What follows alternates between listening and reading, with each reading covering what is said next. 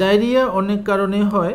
সাধারণত আমরা যেটা বলি যে আমরা একটা আমাদের বিশেষ করে আমরা বলি ডায়রিয়ার মধ্যে যেমন ডিসেন্ট্রির কারণে হতে পারে, তারপরে তার যেমন ফুড পয়জনিংয়ের কারণে হতে পারে, ডায়রিয়ার সাথে সাথে পেট ব্যথা হতে পারে।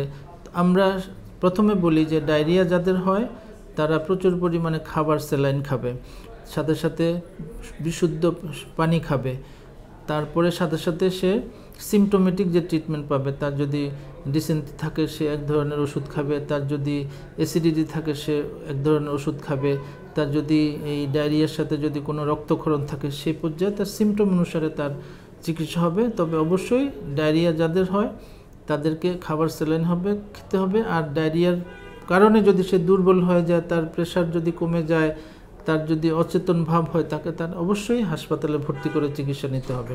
তবে ডায়রিয়ার যখন আমরা হয়ে যাবে তার আগেই ডায়রিয়া প্রতিরোধ করার জন্য আমরা সবসময় খাওয়ার আগে হাত ধুয়ে নেব, খাওয়ার পরেও হাত ধুয়ে নেব ভালো করে সাবান দিয়ে।